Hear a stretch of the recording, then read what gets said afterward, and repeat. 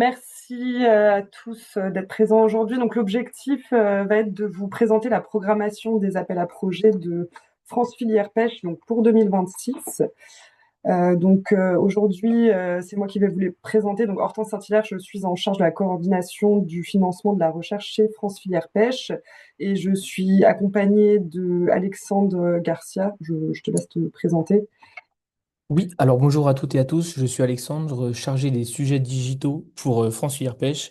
Je serai aujourd'hui le relais d'Hortense, donc je poserai toutes vos questions qui apparaîtront dans le chat.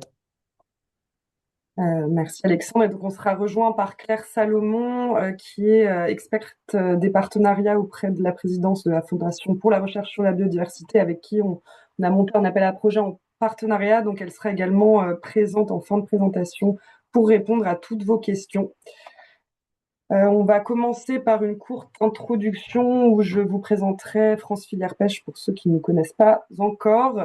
Et ensuite, on passera à la présentation des appels à projets, donc des appels à projets enjeux immédiats, enjeux d'avenir, notre accompagnement du fait en pas, et on terminera avec l'appel à projets thématique en partenariat avec le centre de synthèse et d'analyse de la Fondation pour la recherche sur la biodiversité. Et on terminera avec 30 minutes ou 25 minutes de questions et de réponses. Vous pouvez poser vos questions à tout moment dans le chat, donc en cliquant sur ce bouton Q et R. Posez-les au cours de la présentation et donc Alexandre, ici présent, les posera à la fin de la présentation.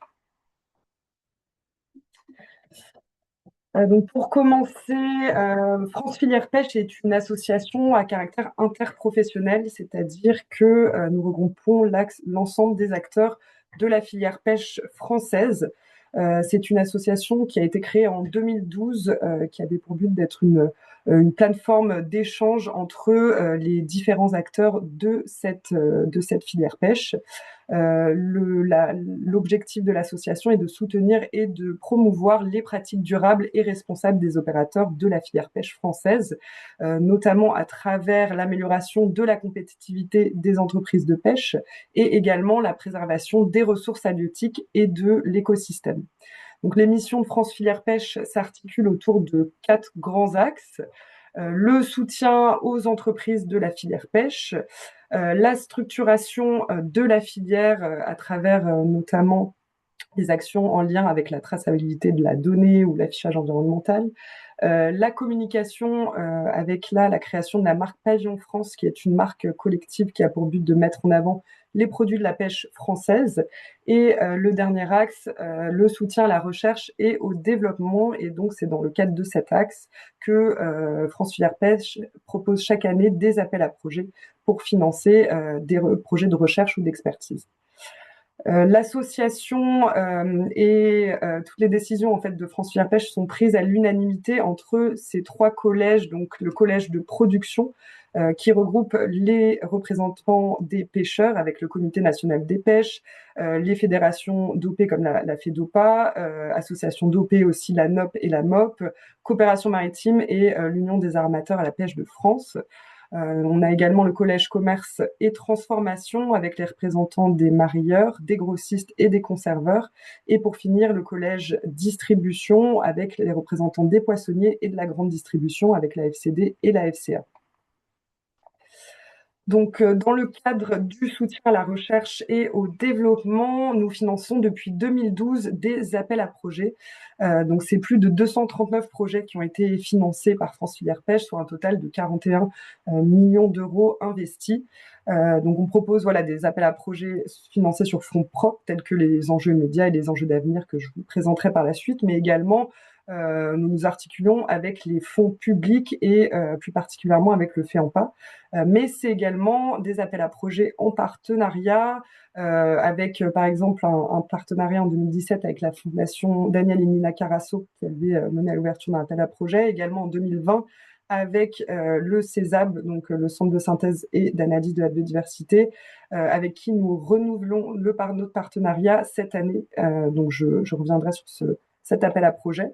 C'est également des thématiques de projets très diversifiés, avec quand même une majorité de projets qui sont concentrés sur l'amélioration des connaissances, sur les ressources et les écosystèmes, mais également la diminution de l'impact environnemental de la pêche. C'est aussi des projets plus centrés sur des données économiques de marché, des thématiques de qualité, hygiène, sécurité, environnement ou de structuration de filières. Donc, c'est des thématiques assez larges. Donc, de ce qui est de la programmation des appels à projets de 2026, donc cette année, nous ouvrons l'appel à projets Enjeux d'avenir, Enjeux immédiats. Nous allons cofinancer le FEAMPA et également ouvrir un appel à projets thématique en partenariat avec la Fondation pour la recherche sur la biodiversité, et plus particulièrement le Centre de synthèse et d'analyse. Tous ces appels à projets ont en commun le partenariat entre les scientifiques et les professionnels de la filière pêche. Je vais commencer par vous présenter l'appel à projet Enjeux immédiats. Donc, l'appel à projet Enjeux immédiats est destiné à financer des projets de moins d'un an. Donc, c'est plutôt des petits projets avec un plafond de l'aide FFP qui s'élève à 50 000 euros par projet. C'est un appel à projet qui est destiné aux structures de représentation professionnelle, donc qui sont les seuls porteurs éligibles, et qui doivent cependant bénéficier d'un accompagnement d'une structure qui apporte une expertise scientifique ou technique. Donc ça peut être un partenariat ou à travers une prestation. Donc l'objectif de l'appel à projet, c'est de permettre aux structures professionnelles de bénéficier d'un accompagnement technique et scientifique pour répondre à une problématique ponctuelle. Donc, ce qui est vraiment important dans le cadre des projets que vous allez déposer, c'est déjà d'identifier clairement la problématique posée par la profession et également de mettre en avant l'enjeu de cette problématique. Il faut également justifier le besoin d'expertise technique et scientifique qui doit être apporté donc par cette structure à travers un partenariat ou une prestation. Et pour finir, il faudra bien mettre en avant l'expertise de cette structure et bien le justifier.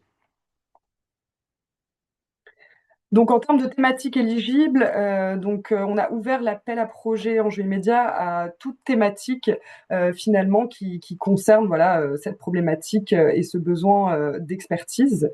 Donc, il faut que ce soit quand même des thématiques qui traitent un enjeu à court terme pour les professionnels de la filière pêche française et que les résultats soient d'intérêt collectif et qu'ils bénéficient à un ou plusieurs maillons de la filière pêche française. Là, je vous ai mis quelques exemples de thématiques, mais qui ne sont pas exhaustives.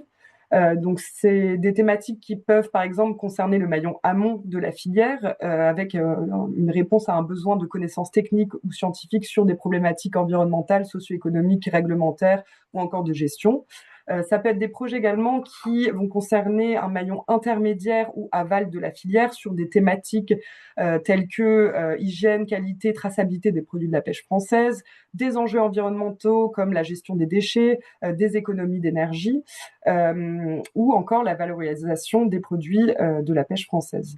Ça peut être également des projets qui concernent plusieurs maillons sur des problématiques plus de structuration ou d'organisation de la filière. Donc encore une fois, voilà, ce qui est vraiment le cœur de cet appel à projet, c'est de répondre à une problématique ponctuelle à travers un accompagnement scientifique ou technique. Pour ce qui est du dépôt de candidature, donc c'est un dépôt de candidature qui est effectué par mail. Il faut donc nous envoyer le formulaire de candidature qui est disponible au téléchargement sur notre site internet. Il faut nous l'envoyer au format Word et PDF. Il faut vraiment qu'il soit complet. Il nous faut également la maquette budgétaire au format Excel. Il y a également un modèle qui est téléchargeable sur notre site internet. Dans la maquette budgétaire, il faut bien remplir l'onglet sur la synthèse budgétaire, la maquette budgétaire détaillée, ainsi que le plan de financement qui doit être consolidé au moment du projet. Pour chaque partenaire, il faut également nous transmettre une attestation d'engagement, de participation au projet, également pour le porteur, et il faut que ces attestations soient signées par les directions respectives. Il faut également nous fournir une présentation et une justification de l'expertise technique et scientifique qui est apportée par l'organisme qui vient accompagner le porteur de projet. Au niveau du calendrier, on a une clôture des candidatures au 31 juillet. Il ne faut pas hésiter à me contacter en amont. Vous pouvez me contacter en fait dès maintenant. Vous avez mon adresse email qui est accessible dans le texte, le cahier des charges de l'appel à projet, puisqu'on peut vraiment vous accompagner dans le montage de dossiers. Donc surtout, n'hésitez pas si vous avez des questions à me contacter donc en amont de cette date. Donc ensuite, on va vérifier l'éligibilité des candidatures et on reviendra donc vers vous si jamais des éléments ne sont pas éligibles. Et vous devrez ensuite présenter vos projets à l'oral devant notre conseil d'administration que je vous ai présenté plus tôt. Ce sera une présentation en visio qui se déroulera le 11 septembre. Où vous recevrez une convocation avec votre horaire de passage au moment venu. Dans cette présentation, c'est vraiment important de déjà présenter le projet de manière exhaustive et de mettre en avant l'enjeu du projet pour la filière pêche française. Suite à ça, nos administrateurs vont évaluer la qualité déjà du dossier et également l'intérêt du projet pour la filière pêche française. Et c'est sur la base de ces deux évaluations que les projets seront sélectionnés en octobre.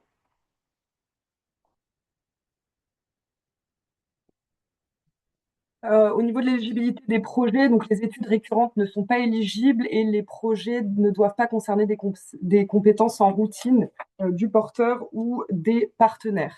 Les activités de pêche, de vente, de transformation, de distribution et également doivent se dérouler en France métropolitaine et les navires concernés doivent être immatriculés en France métropolitaine. Au niveau de l'éligibilité financière, vous devez apporter un autofinancement de 20% minimum de la masse salariale globale dédiée au projet, donc partenaires compris. Cependant, ça exclut les prestations. Le porteur du projet doit être le principal bénéficiaire des financements de France Filière Pêche et le plan de financement et le budget du projet doivent être consolidés au moment du dépôt et nous pourrons vous demander une preuve de l'accord des financements complémentaires extérieurs. Pour ce qui est de l'éligibilité des dépenses, donc au niveau des charges de personnel, c'est ce que je vous ai exposé plus tôt, il nous faut toujours ce 20% de la masse salariale totale dédiée au projet. Les salaires des fonctionnaires ou assimilés ne sont pas pris en charge par France Filière Pêche. Au niveau des frais de fonctionnement, on peut prendre jusqu'à 15% des frais de personnel directement liés à l'opération, mais voilà, il n'y a pas besoin de détailler exactement les frais associés. On peut prendre jusqu'à 15% de ces frais de personnel pour couvrir les frais de fonctionnement. Pour les achats et investissements, donc tous les achats inférieurs à 500 euros ou bien les dépenses qui ne sont pas amortissables peuvent être prises en charge jusqu'à 100%. Les achats unitaires amortissables supérieurs à 500 euros, en revanche, sont considérés comme des investissements et vous devrez fournir un tableau d'amortissement des investissements au moment du dépôt. Pour les missions et les prestations, c'est une prise en charge qui peut aller jusqu'à 100%, toujours dans la limite du cadre du projet, bien sûr. Donc voilà pour les enjeux immédiats. Je vais maintenant vous présenter les enjeux d'avenir. Encore une fois, vous pouvez poser vos questions dans le chat et j'y reviendrai à la fin de la présentation. Donc les enjeux d'avenir, alors là c'est un appel à projet qui a pour vocation à financer des plus gros projets qui sont plutôt des projets de recherche. Des projets qui peuvent s'étendre jusqu'à 5 ans avec une participation de notre part de 500 000 euros maximum. C'est des projets qui peuvent être portés par des structures de représentation professionnelle ou bien des instituts scientifiques. Donc les deux porteurs sont éligibles. Ce qui est vraiment au cœur de ces projets, c'est le partenariat entre une structure scientifique et une structure professionnelle. C'est-à-dire que si le projet est porté par une structure scientifique, ils doivent être accompagnés par une structure de représentation professionnelle et vice-versa. Donc voilà, c'est vraiment au cœur de ces projets, c'est la co-construction du projet qui est attendue entre les scientifiques et les professionnels de la filière pêche. Donc c'est vraiment important dès le montage du projet d'être en échange direct entre scientifiques et professionnels pour monter le projet. Les partenariats, en revanche, sont ouverts et variés, hein. Ils peuvent inclure des instituts publics, des entreprises privées, des représentants français et étrangers. Vraiment, les collaborations internationales sont encouragées. Les mêmes règles d'éligibilité s'appliquent à ces partenaires. Les projets peuvent également concerner un contrat de thèse, de postdoc ou d'ingénieur d'études. Donc voilà, on peut financer des bourses de thèse qui peuvent constituer un projet dans son entièreté. Mais toujours avec ce partenariat qui doit être du coup avec une structure professionnelle si c'est porté voilà, par cet institut scientifique. Au niveau des thématiques éligibles, donc cette année, les 4 axes de l'appel à projet sont ouverts. On a le premier axe sur l'amélioration des connaissances sur les écosystèmes et les dynamiques de la filière. La thématique 1 concerne l'impact des forçages externes sur les habitats et les écosystèmes. Thématique 2 sur la connaissance des activités de la filière pêche. Et thématique 3, la compréhension des dynamiques de marché et de consommation. Alors, il faut savoir que pour cette première thématique, l'amélioration des connaissances sur les ressources n'est pas éligible puisque il est déjà cofinancé dans le cadre de notre accompagnement de l'OS 1.1 partenariat scientifique pêcheur du FEAMPA. Je vous présenterai donc en quoi consiste cet accompagnement. Mais voilà, étant donné qu'on cofinance déjà cette thématique sur le FEAMPA, vous ne pourrez pas déposer un projet là-dessus dans le cadre des enjeux d'avenir. Pour l'axe 2, donc cet axe concerne la caractérisation et la limitation des interactions entre les activités de la pêche et de l'environnement. Par interaction, on entend donc l'impact des engins de pêche sur les habitats, donc interaction avec les habitats, également sur l'amélioration de la sélectivité et la réduction donc, des captures accessoires et accidentelles. La thématique 3, c'est sur la réduction de l'empreinte carbone des activités de la filière pêche.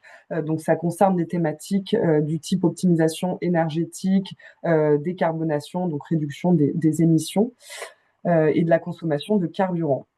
Pour l'axe 3, donc on a un axe qui concerne le développement d'outils opérationnels adaptés à la gestion des ressources, avec une première thématique sur l'évaluation de la gestion actuelle, une deuxième thématique qui concerne des scénarios de gestion intégrés et une troisième sur des outils d'aide à la décision et de planification opérationnelle. Le quatrième axe concerne l'anticipation des changements et des adaptations de la filière avec des scénarios d'adaptation face aux changements globaux ou encore des schémas de transition de la filière pêche. Au niveau du calendrier, donc, on a un appel à projet qui se déroule en 2 phases. Une première phase de dépôt qui consiste à déposer une candidature de pré-projet. Donc, c'est une candidature qui est plutôt synthétique puisqu'elle demande seulement le formulaire de pré-projet, donc au format Word et PDF, associé à un courrier de la direction du porteur de projet qui valide le projet qui est déposé. Donc, c'est vraiment les 2 seules pièces qu'on va demander. Vous n'avez pas besoin d'avoir un budget consolidé au moment du dépôt. On va juste vous demander un budget dans les grandes lignes. De même pour les partenariats, à ce stade-là, on ne demande pas encore de lettres d'engagement des partenaires. Ça, ce sera vraiment au moment du deuxième dépôt. Donc, c'est un dossier, un projet qui peut évoluer entre le premier et le deuxième dépôt.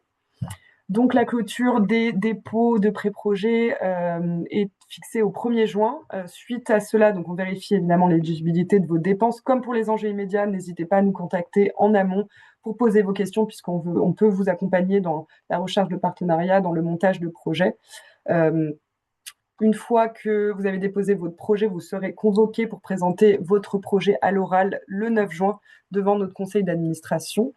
Suite à ces oraux, les projets qui sont retenus, donc présélectionnés, ils sont d'ailleurs évalués au regard de leur intérêt pour la filière pêche. Donc c'est vraiment un critère plus stratégique pour cette première phase de dépôt. Donc c'est vraiment là-dessus qu'il faut mettre l'accent dans ce premier dépôt, c'est sur l'enjeu du projet. Lorsque le projet est présélectionné, il pourra ensuite déposer un dossier complet.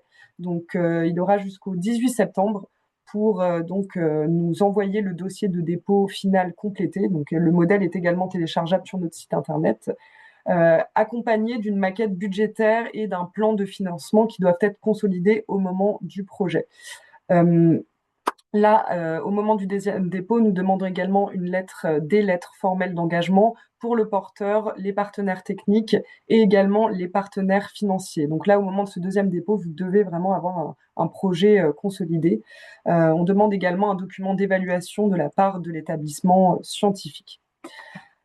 Une fois qu'on a reçu ces candidatures, ces dépôts de projets finaux, les projets vont être expertisés par des évaluateurs indépendants qui vont expertiser la qualité scientifique des projets, donc d'octobre à novembre. Et ensuite, en décembre, la sélection des projets retenus pour un financement France Filière Pêche sera effectuée au regard donc de la première expertise plus stratégique sur l'intérêt filière et l'expertise scientifique.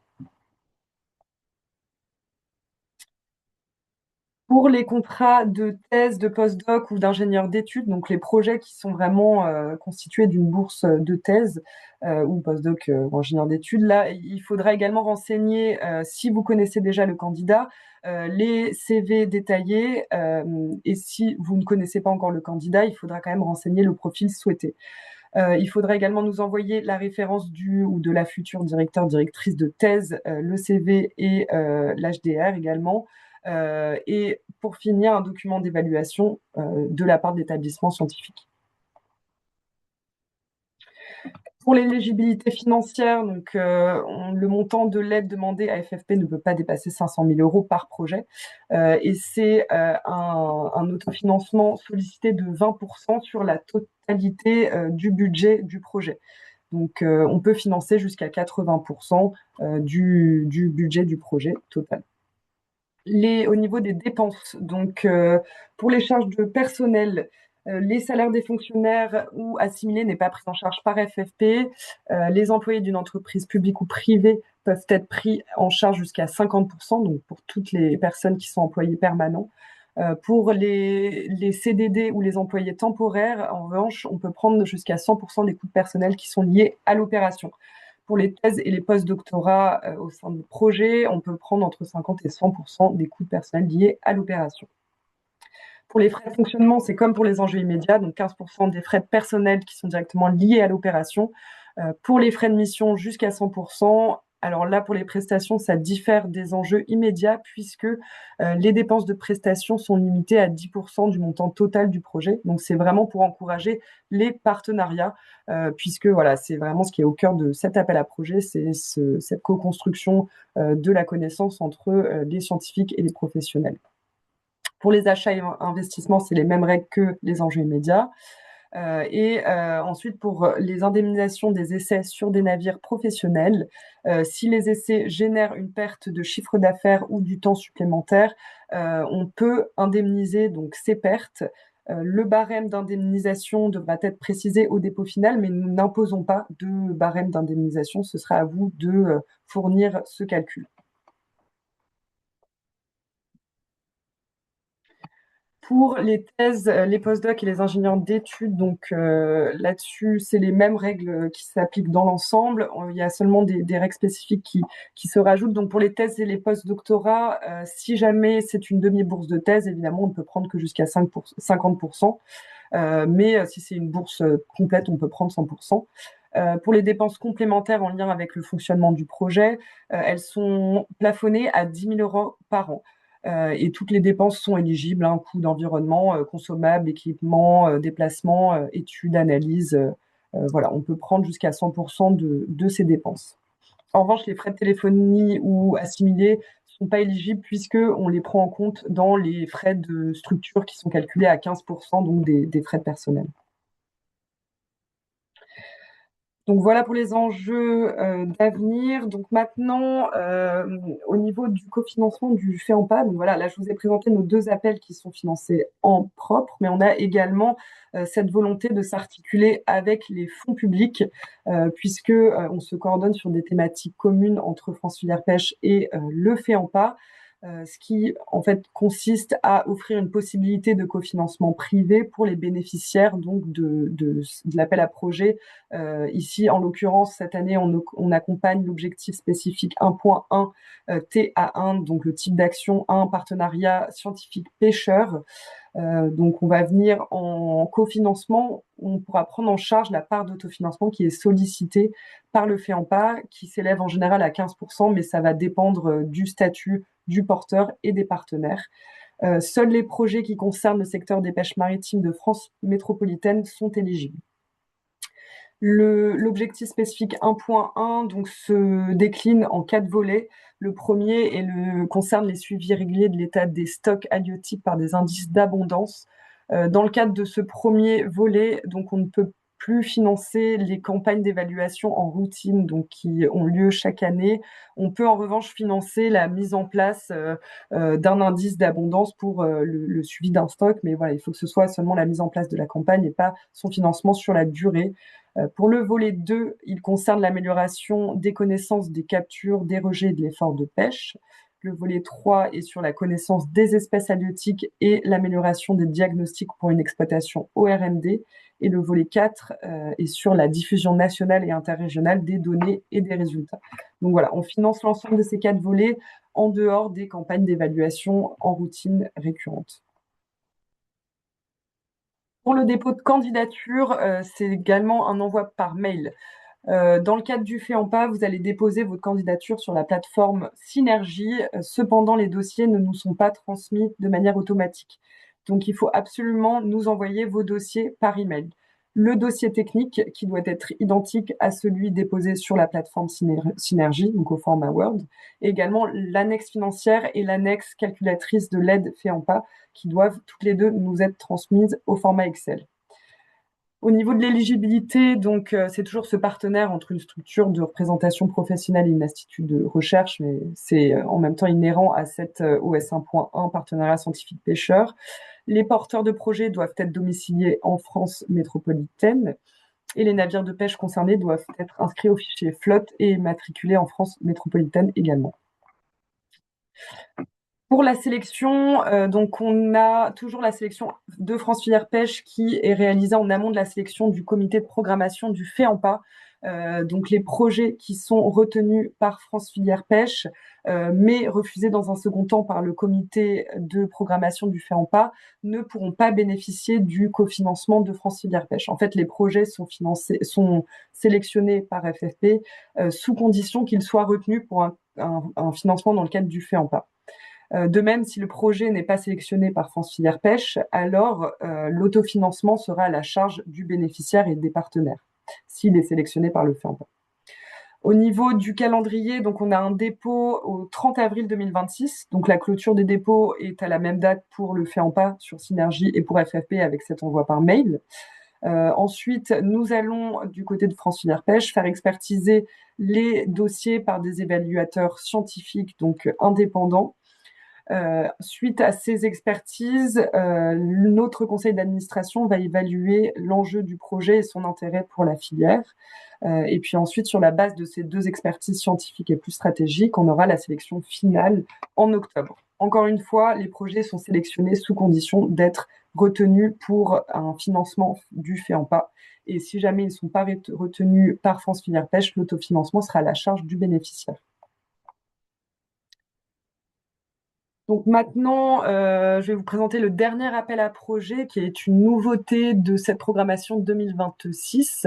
C'est un appel à projet thématique en partenariat avec la Fondation pour la recherche sur la biodiversité et plus précisément leur centre de synthèse et d'analyse de la biodiversité.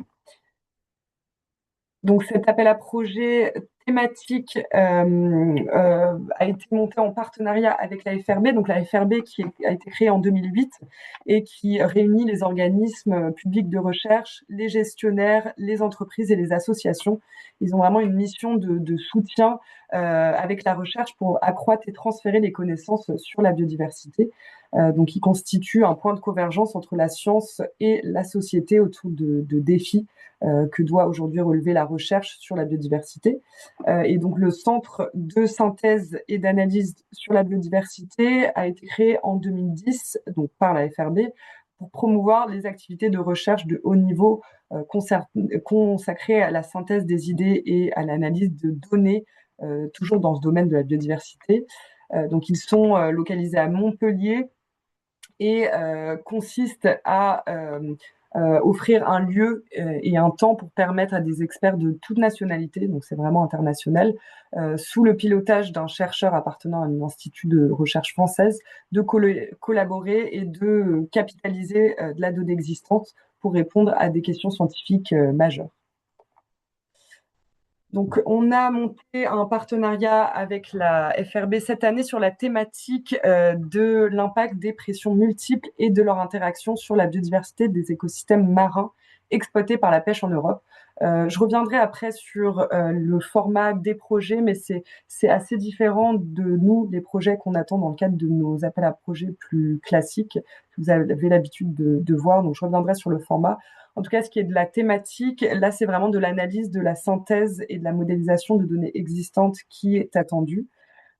Et donc, le but ici va être de répondre à cette problématique de comment est-ce que les interactions entre les différentes pressions appliquées sur un écosystème, de comprendre comment est-ce qu'elles affectent cette biodiversité et le fonctionnement des écosystèmes marins qui sont associés aux populations exploitées par la pêche en Atlantique Nord-Est et en mer Méditerranée. Donc ici, l'objectif va être d'améliorer cette compréhension intégrée des réponses des écosystèmes marins face aux pressions multiples pour éclairer des stratégies de gestion et renforcer la résilience des socio-écosystèmes halieutiques qui dépendent du bon fonctionnement de ces écosystèmes. Ici, par pression, on entend la pêche, les changements climatiques, les diverses formes de pollution, les espèces invasives, mais également toute pression appliquée par des activités humaines telles que les EMR, donc les énergies marines renouvelables, l'exploitation minière, le tourisme. Donc, c'est vraiment pression au sens large. Et c'est vrai que les pressions des changements climatiques et de la pêche sont assez étudiées. En revanche, on a beaucoup moins d'études qui documentent les effets de ces autres pressions et également les interactions entre les effets de toutes ces autres pressions. Donc, c'est tout ça l'enjeu de cet appel à projet. Le fonctionnement d'un projet CESAB, donc c'est des projets de 3 ans qui doivent être déposés et coordonnés par 2 responsables de projet qu'on appelle des PI et qui vont constituer un consortium de chercheurs de 12 membres, qui peut aller jusqu'à 12 membres, mais ça peut également être moi. Et donc, on a un postdoctorant qui doit être recruté et qui est vraiment la force motrice pour les travaux de recherche du groupe. Et donc, chaque année, 2 fois par an même, on a ce consortium de recherche qui va être réuni au CESAB et qui va, pendant une semaine, donc pendant 5 jours, travailler et faire avancer la connaissance pour répondre à la problématique du projet. Donc, en tout, c'est 5 groupes de travail qui s'étendent sur 3 ans, donc à peu près 2 par an, 1,5, on va dire. Pour tout ce qui est gestion administrative, financière et logistique, tout est pris en charge par le CESAB. Donc vraiment, le but de ces projets, c'est d'avoir un consortium scientifique qui se focalise à 100% sur la connaissance et sur la science et qui n'a absolument pas à gérer les budgets ou à déposer au moment de la candidature, à déposer un budget consolidé. Tout ça est vraiment pris en charge par le CESAB. Les responsables de projet, donc eux, doivent être donc 2. Le premier PI doit être un scientifique avec un poste permanent dans un organisme de recherche ou une université française. Le deuxième PI doit avoir un poste permanent ou un contrat couvrant la durée du projet, mais il peut être affilié à toute organisation dans le monde, donc pas forcément en France et pas forcément un institut de recherche. Il doit en revanche avoir une expérience avérée en leadership scientifique si jamais il n'est pas chercheur, ou s'il est chercheur ou chercheuse, il faut que le laboratoire soit différent de celui du premier PI. Donc, ces 2 responsables de projet vont ensuite constituer un consortium qui doit inclure des membres internationaux, qui doit être diversifié en termes de genre d'expertise et qui doit être vraiment multidisciplinaire, excusez-moi. Donc, les partenariats notamment sont tout à fait encouragés avec des parties prenantes non académiques. Donc, des structures de la filière pêche peuvent tout à fait être impliquées dans un tel projet, dans le consortium. Il faut également identifier dans le consortium un responsable de la gestion des données qui sera en interaction directe avec le data scientist du CESA, puisque voilà, c'est vraiment de la méta-analyse qui est au cœur du projet. Au niveau du post-doctorant, donc il a vraiment ce rôle de catalyseur du groupe de travail et c'est la force motrice du projet. Il est recruté soit par la FRB, soit par l'Institut du PI français. Donc il peut être hébergé au CESAP si recruté par la FRB ou hébergé dans le laboratoire du PI français s'il est recruté par son institut de recherche. C'est un contrat qui aura une durée de 30 mois. Et donc voilà, au niveau du budget et des ressources, donc un seul projet sera financé sur cet appel à projet. On a un salaire de postdoctorant et son matériel informatique, déplacement, participation des conférences qui est pris en charge. Et l'organisation des 5 réunions du projet, tous les coûts associés de transport, d'hébergement, de repas, tout est pris en charge par le CESAB. Et donc voilà, c'est encore une fois un budget qui est géré et administré par l'AFRB. Les frais de publication peuvent s'élever jusqu'à 5 000 euros.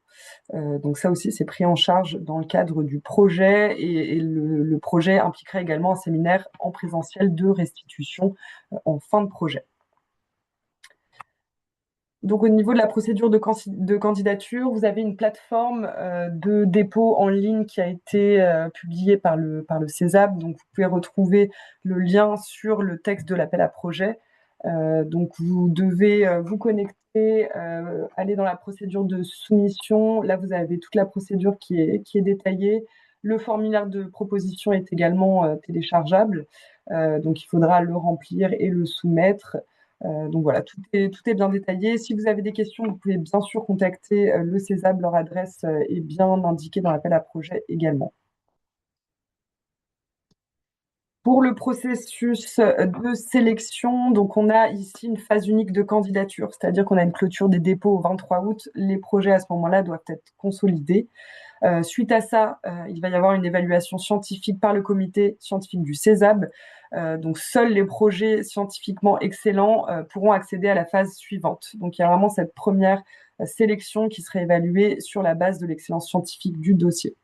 Suite à ça, cette sélection sera présentée aux administrateurs de France Filière Pêche. Donc, vous devrez présenter votre projet à l'oral pour ceux qui ont été présélectionnés. Et cette présentation se tiendra le 16 novembre. Suite à ça, on aura donc une évaluation stratégique par l'ECA de France Filière Pêche en novembre, ce qui nous mènera à une sélection en décembre. Donc voilà, je vous ai présenté l'ensemble de la programmation de France Filière Pêche pour 2026. Donc on a toujours les appels à projets habituels, enjeux médias et enjeux d'avenir, le cofinancement du FEAMPA avec l'accompagnement de l'OS 1.1, partenariat scientifique pêcheur, mais également ce nouvel appel à projet thématique en partenariat avec la FRB et le Centre de synthèse et d'analyse. Si vous avez des questions, donc on va maintenant y répondre.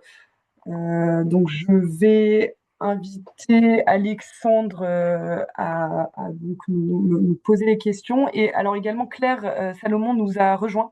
Donc, si vous avez des questions sur l'appel à projet en partenariat, elle pourra tout à fait y répondre. Je ne sais pas si Claire, tu veux te présenter rapidement.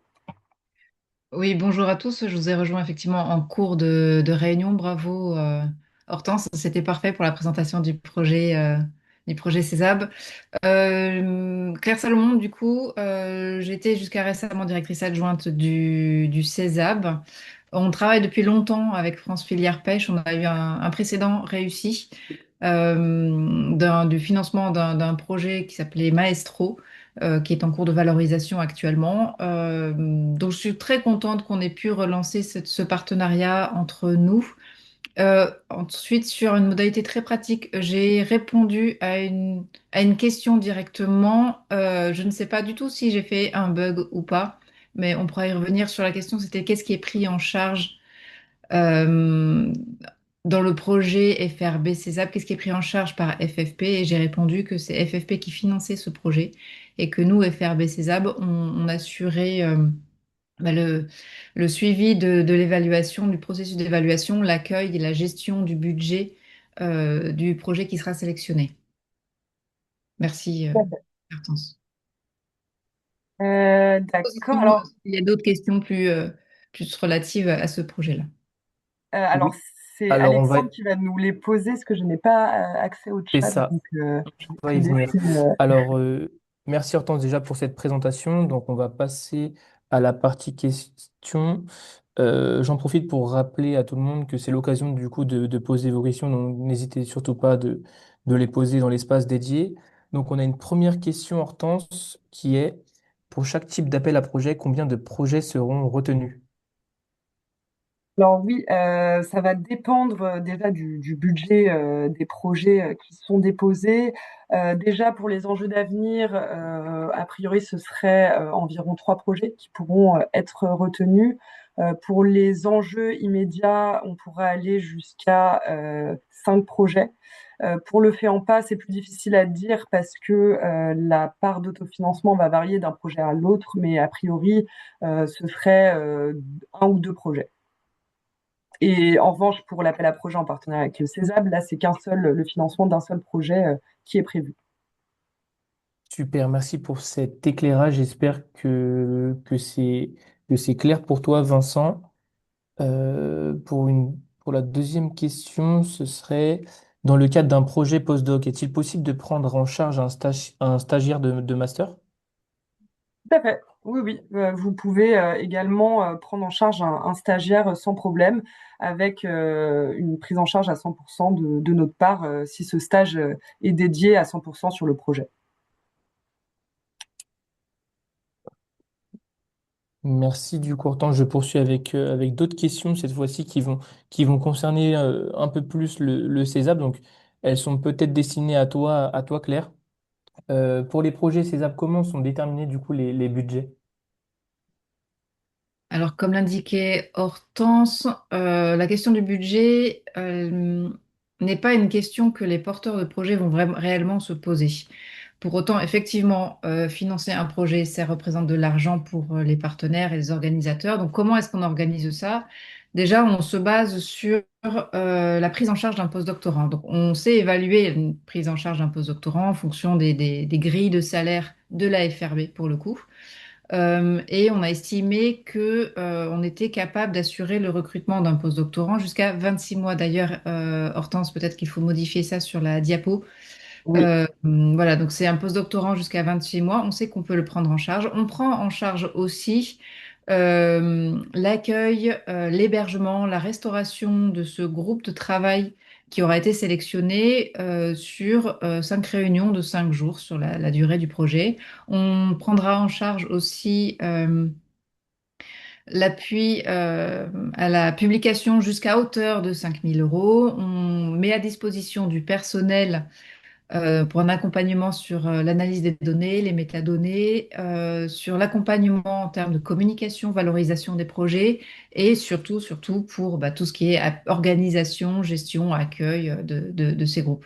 Donc, les budgets des projets César se ressemblent de l'un à l'autre, sauf quand ce sont des projets, sauf quand ce sont des consortiums très internationaux où là, ça représente beaucoup d'argent, à la différence des projets très nationaux, des consortiums très nationaux où là, ça représente beaucoup moins d'argent.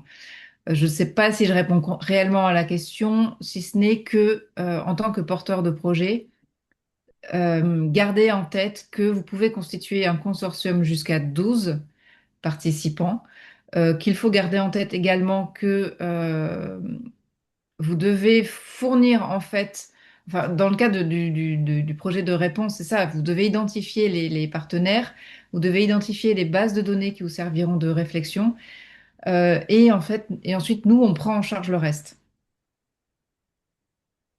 Merci Claire pour cette réponse. Toujours pour le César, on a une autre question du coup. À quel point le partenariat avec la profession est obligatoire, encouragé, optionnel, car uniquement via participation au consortium? C'est ça. Uniquement via le Le partenariat avec des structures non académiques, non de structures de recherche non académiques, sont tout à fait encouragés parce que ça permet d'apporter en fait d'autres ressources. Un projet Césab, en fait, il n'y a pas d'acquisition de nouvelles données. C'est la réutilisation de ressources existantes, de bases de données existantes. Les organismes de recherche ont leur base de données, mais les structures professionnelles peuvent avoir aussi leurs propres sources de données. Donc, c'est pour ça que la participation de ces structures-là est encouragée. Elle n'est pas obligatoire, elle est encouragée. L'essentiel pour un projet Césab, c'est qu'il y ait une multitude de ressources, de bases de données, de points de vue, de méthodes, etc. Puisque il va être question de synthétiser tout ça, de mettre en commun tout ça. Euh, Ce qui est important, c'est que les participants au projet Césab aient une expertise suffisante pour bien comprendre les questions de recherche et contribuer activement au projet de recherche. Et aussi pour compléter ce qu'a dit Claire, il y aura également un comité stratégique qui sera mis en place dans le cadre du projet, composé de représentants de la filière, donc d'administrateurs de France Filière Pêche, qui Oui, va suivre le projet et donc qui sera en échange direct avec l'équipe de projet, ce qui permettra voilà, d'avoir un réel transfert de la connaissance et de faciliter justement cette communication entre les scientifiques du consortium et les professionnels de la filière. Donc voilà, il n'est pas obligatoire d'intégrer une structure professionnelle dans ce consortium, mais comme disait Claire, c'est tout à fait encouragé, notamment en termes d'apport de données. C'est aussi là-dessus où ça peut être intéressant, surtout sur cette thématique. c'est ça, il y a l'apport de données, mais il y a aussi le transfert des connaissances. En fait, la participation de ces structures non académiques, elle a un double intérêt en réalité pour le projet. Elle contribue à l'avancement des connaissances en contribuant, en mettant à disposition son expertise et ses données, mais elle permet aussi aux structures académiques, du coup, d'orienter les questions de recherche en réponse à des besoins des porteurs d'enjeux.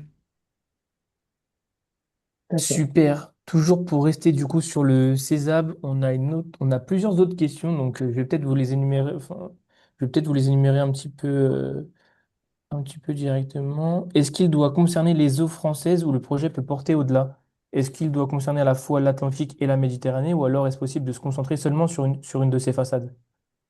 Et juste pour poursuivre, peut-être pour que tu puisses nous répondre dans un deuxième temps, Claire, euh, je pourrais ajouter. Dans le projet en lien avec la FRB CESAB, est-il envisagé de faire de l'acquisition de données ou s'agit-il uniquement de données déjà existantes? Alors, pour répondre à la deuxième question, c'est plus facile, c'est plus direct. Nous ne finançons pas de l'acquisition de nouvelles données. On ne finance que de la mise en commun de données existantes. Et pour la première question, on peut se concentrer sur l'une ou l'autre des façades, mais l'intérêt d'un consortium, c'est aussi de dézoomer et de voir de mettre en place des comparaisons aussi. De ce qui se passe sur une façade, est-ce que c'est comparable à une autre? Est-ce que ça permet juste d'aller plus loin en fait. Mais ce n'est pas. Mais on peut très bien avoir un projet qui se concentre sur une seule des façades. C'est pas contradictoire. Ouais, tout à fait. En tout cas, ça concerne les eaux européennes. Donc, Oui, c'est encouragé de travailler à une échelle quand même plus large parce que c'est aussi ça que permet la méta-analyse. Ça permet vraiment de travailler à une échelle de temps et à une échelle géographique plus large, d'analyser une plus grosse quantité de données, étant donné qu'il n'y a pas de collecte de données dans le cadre du projet. Voilà. Après, vous pouvez en effet travailler sur une seule zone, mais c'est quand même encouragé de travailler à une échelle de plutôt oui, européenne. oui. Super, bah merci pour vos réponses. On a une petite dernière question sur le CESAB et ensuite on pourra passer aux autres appels à projets. Donc la dernière, c'est si les professionnels sont inclus dans le projet, ont-ils une compensation financière? Ils n'ont pas de compensation financière au-delà de la prise en charge de leur mission et des réunions de consortium en fait. Je pense que les recherches s'incluent sur leur temps de travail. On finance pas en fait le temps de travail des participants. On finance leur, euh, leur temps de présence aux réunions. Les trajets, on finance la restauration, les trajets, l'hébergement, mais on finance pas le temps de travail qu'ils vont passer en dehors de ces temps-là. Sauf celui du postdoc. Donc c'est le Sauf seul. celui du postdoc exactement, qui est pris en charge intégralement. Mais c'est là où je vous disais que c'est assez différent des appels à projets dits plus classiques, type FEAMPA, type France Filière Pêche.